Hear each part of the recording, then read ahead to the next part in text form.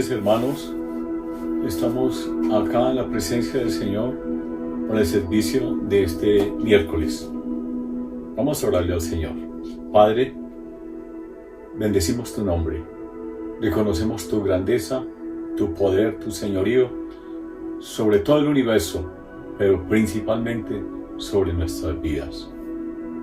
Hoy queremos adorar tu nombre y queremos aprender muchísimo de la palabra que tienes para ofrecernos y las enseñanzas que nos vas a dar a través de tu Santo Espíritu y de la palabra escrita.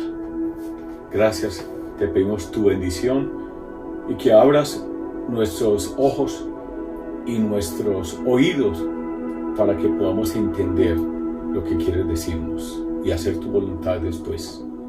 Gracias, Jesús. Gracias, mi Señor. Amén.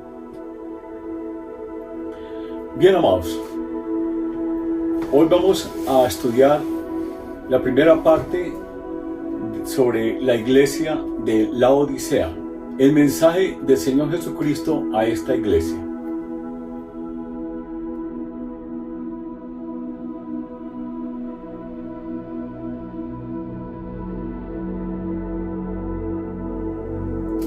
El tema es Laodicea, una iglesia tibia.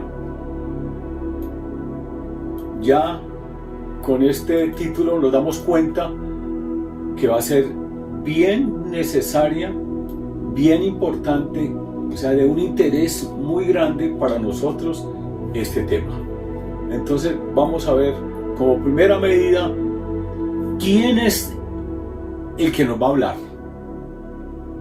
Vamos a ver un video muy bonito que nos va a recordar la presentación de Jesús en todas las iglesias del Apocalipsis, pero para mí en este momento la presentación de esa autoridad tan potente que hizo presencia delante de Juan para hablarle a la iglesia de Laodicea. La Biblia dice que mi rey es el rey de los judíos, Él es el rey de Israel, Él es el rey de justicia, Él es el rey de los siglos, Él es el rey de los cielos, Él es el rey de gloria, Él es el rey de reyes, Él es el Señor de señores, ese es mi rey. Me pregunto si lo conoces. Mi rey es un rey soberano, ningún tipo de medida puede definir su amor ilimitado.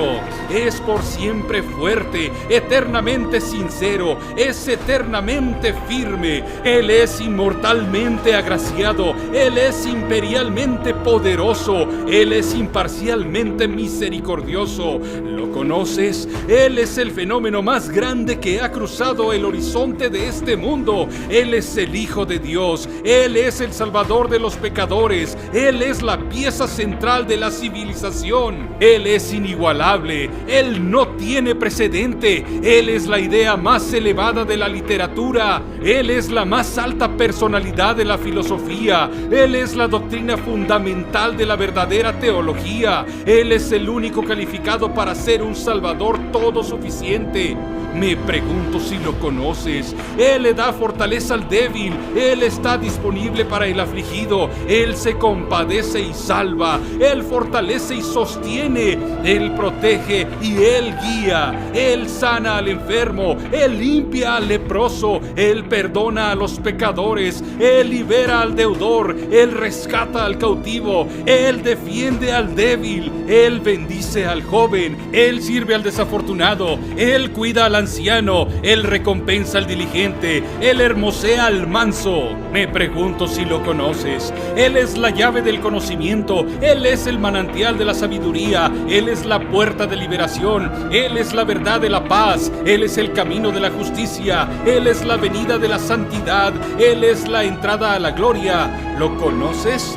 Su vida no tiene igual, su bondad no tiene fin, su misericordia es para siempre, su amor nunca cambia, su palabra es suficiente, su gracia es suficiente, su reinado es justo, su yugo es fácil, su carga es ligera. Quisiera poder describirlo. Él es indescriptible, Él es incomprensible, Él es invencible, Él es irresistible. No lo puedes sacar de tu mente, no puedes quitártelo de las manos, no puedes sobrevivirlo y no puedes vivir sin Él. Los fariseos no podían soportarlo, pero se dieron cuenta que no podían detenerlo. Pilato no encontró ninguna culpa en Él. Herodes no lo pudo matar, la muerte no lo pudo soportar y la tumba no lo pudo contener. Ese es mi Rey. El Señor que hablaba en este video es el mismo que nos habla a nosotros. De eso hablaremos un poquitico más tarde. Bueno, vamos a retomar la enseñanza en el libro de Apocalipsis capítulo 3 versículo 14. Y esto es lo que dice la palabra del Señor. Y escribe al ángel de la iglesia en la Odisea: He aquí el Amén, el testigo fiel y verdadero, el principio de la creación de Dios, dice esto. Así comienza el mensaje a la iglesia de la Odisea. Ahora, para que entendamos un poquito qué clase de iglesia era esta, cuál era el contexto histórico de los creyentes de esta iglesia, de todos los hermanos que asistían a ella, tenemos que ver algo. Vamos a mirar la fundación de la ciudad de la Odisea. Comenzaré diciendo que en el año 261 a.C., Antíoco II Teos, que era un rey seleucida de la élite dominante del imperio post-alejandrino, después de morir Alejandro, tomaron las riendas del imperio tres generales. Uno de esos fue Antíoco. Este hombre fue el que fundó la ciudad de la Odisea en el año 261 a.C. Y él le puso a la ciudad el nombre de su esposa Laodice. Por eso esa ciudad la llamó la Odisea. Al principio esta ciudad era una base militar. Bueno, vamos a ver la localización de la ciudad. En el mapa podemos ver las iglesias, las 7 iglesias del Apocalipsis. Arriba Pérgamo, al lado derecho lo veremos Tiatira, abajo de Pérgamo está Esmirna, abajo de Tiatira está Sardis, luego al lado derecho y más abajo de Sardis, al sur quedaba Filadelfia y abajo la Odisea. Casi al frente, al occidente, quedaba el puerto de Éfeso. Y abajo de Éfeso quedaba una isla muy pequeña, que es la isla de Patmos, donde estaba el apóstol Juan recibiendo la revelación. Vamos a mirar la iglesia de la Odisea, que está bajito de Filadelfia en el mapa, ustedes están viéndolo, y dice arribita de la Odisea hay una ciudad que es Hierápolis. Esta ciudad le enviaba acueducto, agua por viaducto, le enviaba a la ciudad de la Odisea. ¿Y de dónde venían las aguas? De unos termales que había en Hierápolis. También recibía la Odisea unas aguas un poco más frescas de Colosas. El problema es que estas aguas llegaban tibias a la Odisea y las aguas termales de Hierápolis también llegaban tibias a la Odisea. Es importante por eso se lo comento de una vez. Ahora veamos la importancia de esta ciudad. Estaba cerca de dos rutas principales del imperio. Era la ciudad más rica de Frigia y tenía unos pastos muy fértiles para criar ovejas que producían una lana fina, famosa y se vendía muy bien, con la cual confeccionaban vestiduras de algodón y de lana. También tenían algodón. Crearon una escuela de medicina asociada al templo de Dios llamado Menkaure, es el dios de la sanidad. Ellos tenían ese ídolo y a él le rendían culto. En esa escuela de medicina producían un ungüento para los oídos y un colirio para los ojos, que eran muy famosos. La Odisea era una próspera ciudad comercial y bancaria. Bueno, tenían gran producción de vestidos de alta calidad. Ya lo dijimos, de algodón y de lana. La ciudad era muy rica. Tenía un problema grave y ya lo comentamos, y era que no tenía agua propia fresca que se pudiera beber. No tenía agua potable. Se la traía de dos ciudades vecinas. Bajo el Imperio Romano, en el año 133 a.C., fue sometida por los romanos. Esta ciudad de la Odisea se convirtió en una ruta importante para todo el imperio y fue muy importante para todos los emperadores de ese tiempo. En el año 60 a.C. sufrió de un terremoto. Sin embargo, los habitantes de la ciudad no quisieron aceptar la ayuda de Nerón, que en ese tiempo era el emperador, y ellos mismos la reconstruyeron. Tenían muchos recursos. Oigan esto, ellos eran muy ricos, tenían mucho dinero. Tenían escuelas de ciencia, de filosofía, además de las de medicina, y fuera de eso acuñaban la propia moneda de la ciudad, de manera que en la ciudad había mucho comercio, o sea, había mucho intercambio de monedas. En las inscripciones de la moneda, de las monedas que tenían, estaban la cara de Zeus, de Esculapio y de Apolo. Y fuera de eso, las caras de los emperadores de turno. Ese es el contexto de la ciudad de la Odisea. Ahora vamos a hablar de la iglesia que estaba en la Odisea. Y era un grupo de creyentes que había llegado a esa ciudad, realmente judíos, y allí comenzaron la primera obra.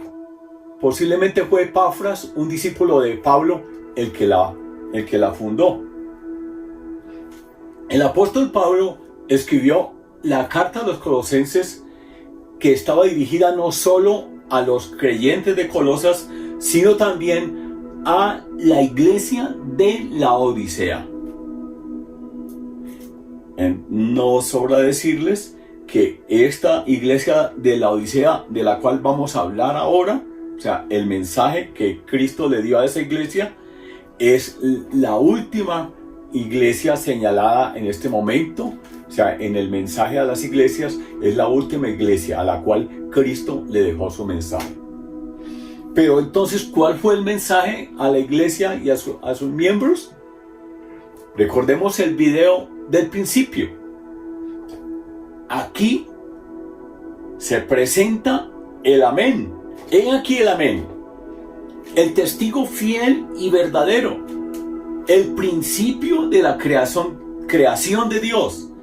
Ese que se presenta en el video con toda esa capacidad de autoridad con que Jesús se le presenta a sus iglesias. Y en este momento es el mismo que se presenta a la iglesia de Laodicea. Cristo es el amén de sus propias promesas. Él fue el enviado de Dios. Las promesas de Dios en Él fueron firmes, inmutables, inconmovibles y de estricto cumplimiento. Cristo es el testigo de toda la creación de Dios y el verdadero testigo fiel y veraz de todo lo que ha pasado y pasará, y de lo que está escrito y se irá cumpliendo poco a poco de las Escrituras. Cristo, como dice la palabra, es el principio de la creación de Dios, es la causa, cabeza, centro del universo y es el motivo que tuvo Dios para la creación. Acuérdense que Él le dio toda la autoridad, el Padre entregó toda la autoridad a Jesús. En Jesús está la plenitud de la deidad.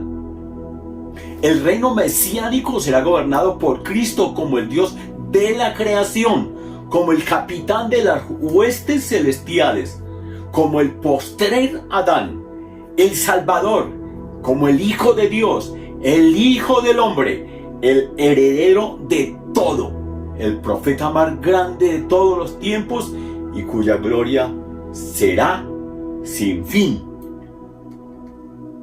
Vamos a hablar de una iglesia rica, pero ni la riqueza de la Odisea, ni la de ningún imperio, ni del mundo entero se pueden comparar con los tesoros de la sabiduría y del conocimiento de Cristo.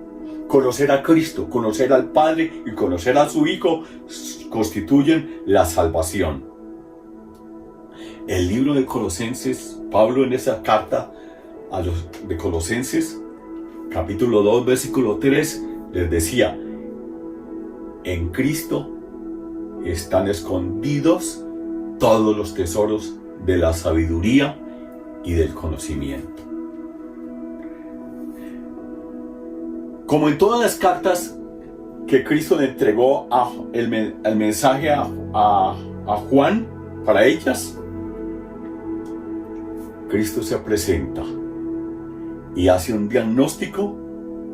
Él veía, Él conoce todo lo que está pasando, sabía qué estaba sucediendo en esa iglesia, y ahora entonces presenta un diagnóstico como un médico. Mira a su iglesia, mira el corazón de cada uno y dice en Apocalipsis 3, 15 al 17: yo conozco tus obras, que no ni eres frío ni caliente. Ojalá fuese frío o caliente, pero por cuanto eres tibio y no frío ni caliente, te vomitaré de mi boca. ¿Por qué tú dices: yo soy rico y me he enriquecido y de ninguna cosa tengo necesidad, y no sabes que tú eres un desventurado, miserable, pobre, ciego y desnudo?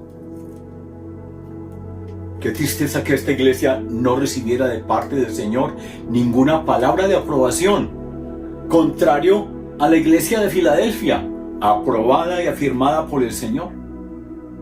Sin embargo, todavía el Señor los consideraba parte de su iglesia, y aunque estaba afuera de ella, tocaba sus puertas queriendo entrar a sus corazones.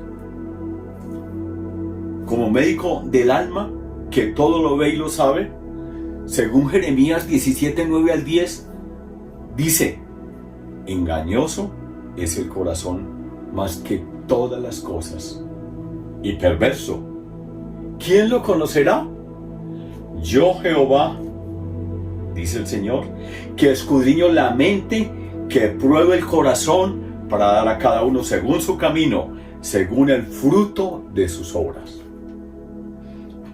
Las siguientes palabras son su diagnóstico y veredicto: yo conozco tus obras, estoy viendo lo que tienes en tu mente, estoy viendo lo que hacen lo que estás haciendo, que no eres frío ni caliente. Y miremos ese juego de palabras, frío, tibio, caliente. Si fueran fríos, podrían aceptar la propuesta del Señor por encima de sus placeres y riquezas. No conocen a Dios, pueden aceptar al Señor, que les dice: acéptenme, yo perdono, yo he venido a perdonar. Pero no eran fríos. Si fueran calientes, estarían viviendo en consonancia con la ley y la voluntad de Dios, y ardiendo en el fuego del Espíritu Santo, y no estarían recibiendo en este momento, digamos, esa exhortación de Dios. Pero tampoco eran calientes, eran tibios. Estaban en un punto medio de tibieza espiritual, igual que el agua tibia de su acueducto, que producía náuseas al Señor, siendo además un estado peligroso para su salvación. Por eso el Señor les decía: me gustaría que fueran fríos, porque estarían en una posibilidad de entenderme, o que fueran verdaderamente calientes, porque yo estaría feliz, ¿no? Pero estar tibios es un peligro. En el habla popular y coloquial, la palabra tibio designa a alguien poco afectuoso, no efusivo, indiferente, poco ferviente. Estas, digamos, en cuestión de fe, estas son tres clases de personas que hay en el mundo: los fríos, los tibios y los calientes. Los fervientes, los fervorosos. Voy a hablar un poquito sobre la salvación. ¿Cuál salvación? La de Cristo, la que Él trae al mundo. Antes de hablar de los fríos, de los tibios y de los calientes. La salvación del hombre es un regalo que Dios da al hombre, al frío o al caliente, ya se la dio. Al tibio lo está llamando, porque es peligroso estar en ese estado. La verdad es que Dios no quiere que nadie se pierda. Por eso Él hace este llamado a la iglesia de la Odisea. Esta iglesia, dicen unos estudiosos, que es la iglesia del final de los tiempos, muy acomodada, muy tranquila. En el libro de Juan 3, 15 a 17, habla sobre la bondad de Dios al hombre. Porque de tal manera amó Dios al mundo, que ha dado a su Hijo unigénito, para que todo aquel que en Él cree, debe creer, ese no se pierda, mas tenga vida eterna. El que cree Jesús no tiene pérdida, no va a ir al infierno si persevera hasta el fin. Porque no envió Dios a su Hijo al mundo para condenar al mundo, sino para que el mundo sea salvo por Él. Óigase bien, Cristo vino a salvar al pecador. Él no ama el pecado y tampoco ama al pecador. Lo ama en el sentido de que quiere salvarlo, quiere quitarle su pecado, quitarle su inmundicia y vestirlo. Pero que Él vino por el pecador, por el impío y por el que no lo conoce, para darle su luz.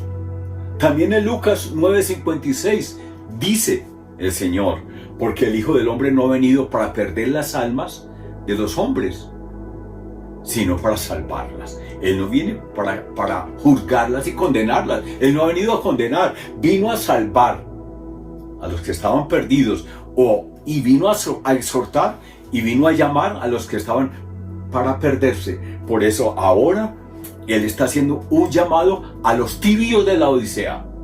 Y ahora en este momento, en este siglo, hace un llamado a los tibios de este siglo. Y hay en iglesias cristianas, es posible que haya personas, es posible que haya muchos tibios en las iglesias cristianas. Es muy posible.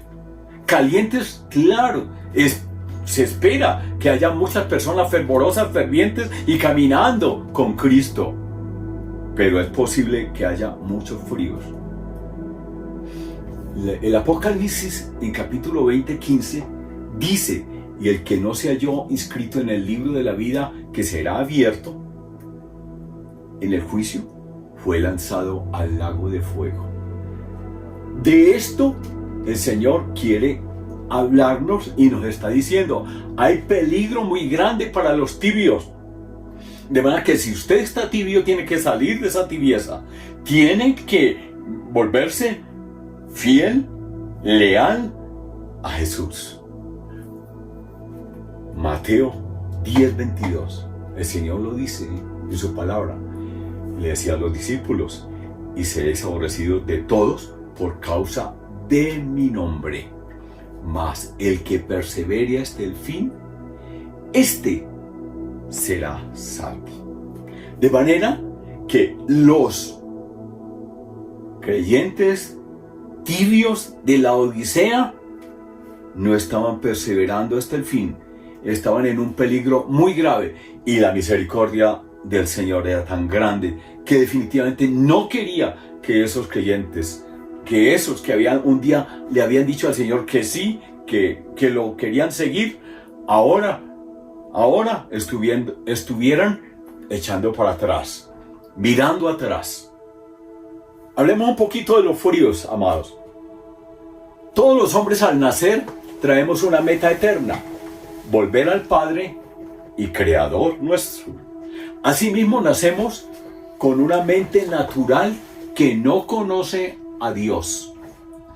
Esto constituye un estado de frialdad espiritual, de ignorancia de las cosas y verdades eternas, y una naturaleza caída por el pecado de Adán. Por esta razón, Dios se manifestó al hombre y entregó la revelación acerca de su existencia. Dios existe, Dios es el único que verdaderamente existe. Él se manifestó y Él dio revelación de sus obras, de la creación del universo, aunque el hombre diga que Dios no creó nada. Dios lo hizo, Dios lo creó. El universo no es un universo tan hermoso, no puede haber sido hecho por sí mismo.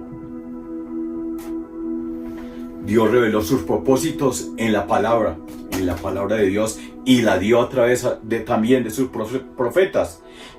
Y su voluntad también la reveló a través de la palabra escrita, la Biblia, de la venida del Mesías, del Señor Jesucristo, el Hijo enviado para salvación. Y luego, cuando Él subió al Padre, envió su Espíritu Santo, y ahora el Espíritu Santo trabaja con su iglesia para llevarla a la presencia de Dios.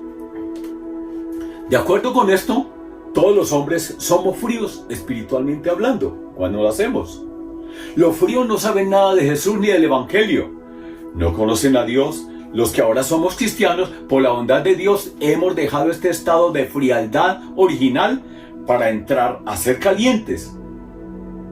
A veces los fríos reciben la palabra, otras veces no. Eso a todos nos ha pasado, que hemos tratado de hablarle de Jesús a muchas personas y no están interesados.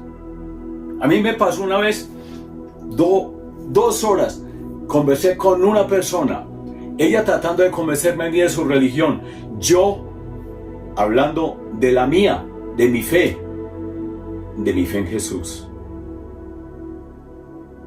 A las 2 horas yo recibía que no era necesario hablar más, que esta persona no quería, que ella quería seguir siendo fría. Yo le dije: otro día, si el Señor lo dice, así lo manda, nos podemos ver, pero que tú estés dispuesto, porque yo no voy a cambiar mi fe en Cristo, en Jesús. Por la misericordia de Dios, tienen la opción los fríos y la oportunidad de creer y recibir al Señor. Dios ofrece a todos los hombres la posibilidad de salvación. Dios no condena a nadie. Pero si el hombre no acepta, es responsable de su condición y de su condenación.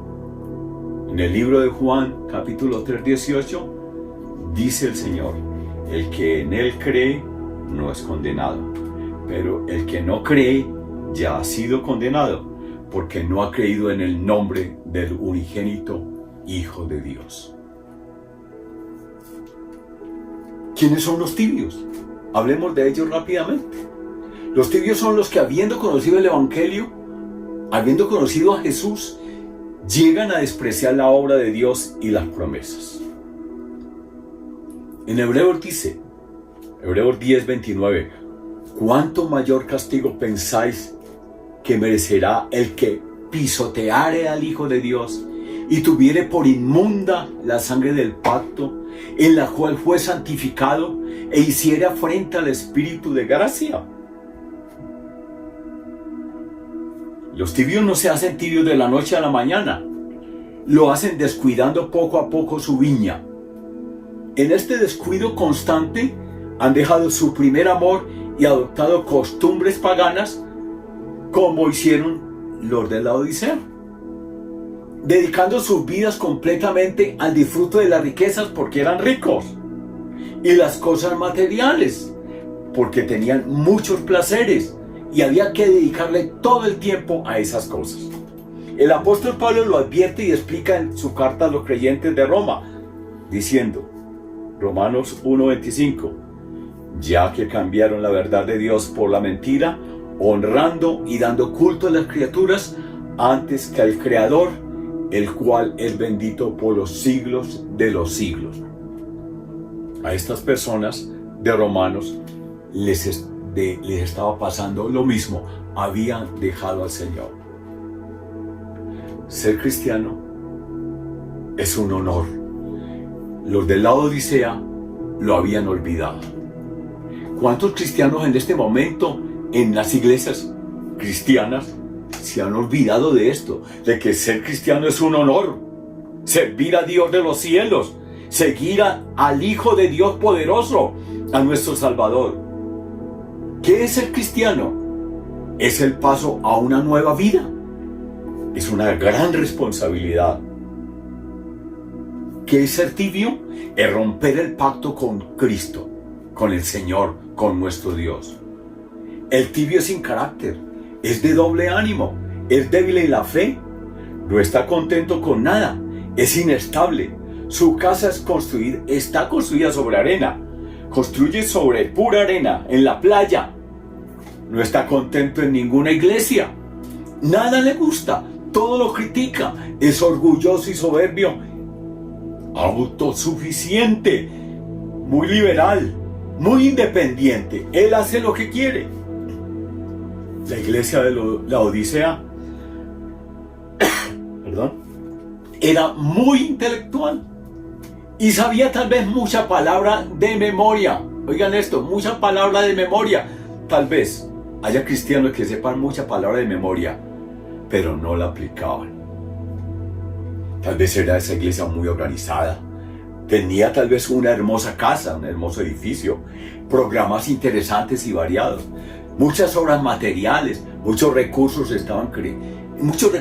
mucha plata, estaban creciendo. Mucha gente en los cultos se veía en la prosperidad en ellos, pero no en la obra del Espíritu. Y esto era lo más importante. La prioridad no era la obra de Dios en ellos. Era una iglesia en bancarrota. Estaban en quiebra. No necesitaban nada, ni a nadie. Por eso sacaron a Dios de su iglesia. El Señor estaba afuera. Eran tibios, producían vómito. Qué estado tan triste y peligroso, como las aguas que venían de Hierápolis. Por eso ellos decían eso. ¿Qué decían? Somos ricos, no necesitamos de nada. No tenemos necesidad de nada ni de nadie. Dios, el Señor de nuestras vidas, nos da este mensaje en este día para que nos examinemos. ¿Qué clase de cristianos somos, amados? ¿Qué clase de creyentes somos? Tal vez un día estábamos muy calientes, muy fervientes, muy fervorosos. Estábamos en el primer amor y nos hemos olvidado. Nos hemos olvidado. Cristo no se olvida de nosotros. Su misericordia es para siempre. Él quiere llamarnos la atención. Si hay alguno que se sienta tocado por esta palabra porque está tibio, porque se ha olvidado de las promesas que Dios le ha hecho, porque ha dejado de seguir a Cristo, porque ya no tiene las mismas costumbres que tenía al principio, porque ya no lee la palabra de Dios, porque ya no le interesa tanto, porque dice que ya es cristiano, que ya no necesita más, que ya ha recibido mucha palabra, que sabe mucho. Amados, al Señor no le gusta este estado. Él quiere que tengamos una comunión completa, perfecta con Él, continua. El próximo miércoles continúa este tema de la Odisea. Vamos a terminar con el mensaje a los fervientes, a los calientes, a los fervorosos, a los que aman verdaderamente a Dios. Hay una fórmula que el Señor va a traer a nuestra vida para que definitivamente nosotros nos convirtamos en los hijos de Dios que Él quiere tener con Él, con el Padre, con el Hijo, con el Espíritu Santo. Sabe la presencia de Dios. Hay una oportunidad. Él dice, hay una oportunidad. De manera que oremos al Señor en este momento. Somos fríos, tibios, calientes, verdaderamente calientes en el espíritu. ¿Estamos fervorosos o somos tibios? Esa es la pregunta. Oremos al Señor. Padre, tu palabra llega a nuestras vidas, la recibimos, Señor. Tal vez todas las cosas que han pasado han hecho que haya cosas mucho más importantes que estar en tu presencia. Tal vez muchos olvidos. Tal vez dejamos que otros oren y nosotros no oramos. Tal vez no leemos la Biblia como lo hacíamos antes. Señor, tú quieres que nosotros volvamos de nuevo a tu presencia, a ese primer momento tan hermoso, a amarte como al principio. Oh, que no dejemos ese primer amor, que definitivamente seamos de aguas espirituales calientes en el espíritu. Tenemos que ser calientes, amándote profundamente, Señor, porque tú eres nuestro Dios. Danos, ya ahora que nos estás hablando, Señor, a todos nos has hablado, Señor, capacítanos para seguir las pisadas del Maestro, Señor, hasta el fin. Padre, oramos en el nombre poderoso de Jesús. Seguiremos en la enseñanza el miércoles, Señor, que definitivamente nos preparemos en estos días para amarte como tú quieres que te amemos. En el nombre poderoso de Jesús, que te amemos con todo el corazón, con toda el alma, con todas nuestras fuerzas. Gracias, Señor, por tu palabra. En el nombre poderoso de Jesús, gracias.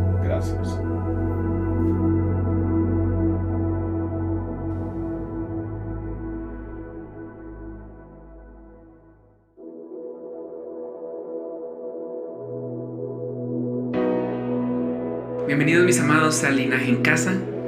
Es todo un gusto para nosotros poder adorar el nombre de nuestro Señor juntos.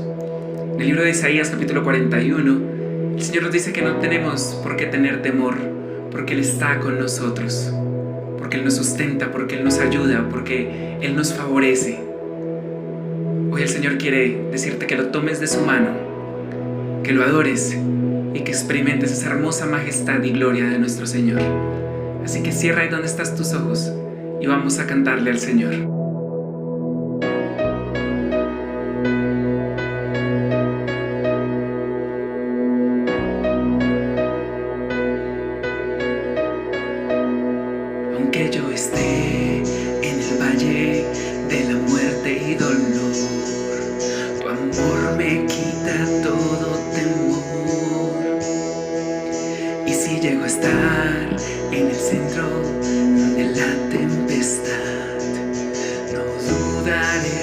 que estás aquí y no temeré del mal, pues mi Dios conmigo está. Y si Dios conmigo está, ¿de quién temeré? ¿De quién temeré? No, no, no me soltarás en la calma o la tormenta. No, no, no me soltarás en lo alto o en lo bajo. No, no, no me soltarás. Dios, tú nunca me dejarás. Vamos a decirle a todos. Puedo ver la luz que se acerca al que busca de ti. Gloriosa luz cuando otra no hay. Y terminarán los problemas y mientras llega el fin, viviremos conociéndote a ti. Y no temeré del mal, pues mi Dios conmigo está. Y si Dios conmigo está, ¿de quién temeré? ¿De quién temeré? No, no, no me soltarás en la calma o la tormenta. No, no, no me soltarás en lo alto o en lo bajo. No, no, no me soltarás. Dios, tú nunca me dejarás. Vamos a decirle todos juntos que Él nunca nos va a soltar. No, no, no me soltarás en la calma o la tormenta. No, no, no me soltarás en lo alto o en lo bajo. No, no, no me soltarás. Dios, tú nunca me dejarás. Hoy podemos verte, Señor. Puedo ver la luz que se acerca al que busca de ti. Y terminarán los problemas y mientras llega el fin, voy a alabarte, voy a alabarte.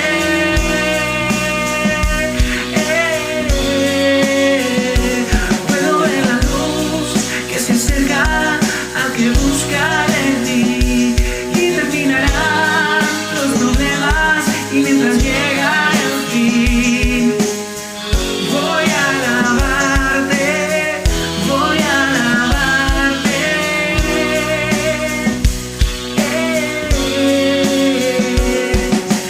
No, no, no me soltarás en la calma o la tormenta. No, no, no me soltarás en lo alto o en lo bajo. No, no, no me soltarás. Dios, tú nunca me dejarás. Extiende tu mano al Señor y cantemos nuevamente juntos esto. No, no, no me soltarás en la calma o la tormenta. No, no, no me soltarás en lo alto o en lo bajo. No, no, no me soltarás. Dios, tú nunca me dejarás. Vamos, iglesia, desde donde estemos, digámosle al Señor todos juntos. No, no, no me soltarás en la calma o la tormenta. No, no, no me soltarás en lo alto o en lo bajo. No, no, no me soltarás. Dios, tú nunca me dejarás. Recitámoslo una última vez y digámosle al Señor. No, no, no me soltarás en la calma o la tormenta. No, no, no me soltarás en lo alto o en lo bajo. No, no, no me soltarás. Dios, tú nunca me dejarás. Señor, tú nunca nos vas a dejar. Tú nos has mostrado cómo eres de fiel, de poderoso, Señor, de eterno. Tú nos has mostrado lo grande que eres, Señor. Por eso nuestras vidas pueden estar confiadas de que a pesar de cualquier cosa, Aunque ande en valle de sombras de muerte, no temeré, porque tú eres el que me infunde aliento. Te damos gracias, Señor, y nunca nos soltaremos de ti. En el nombre de Jesús, amén.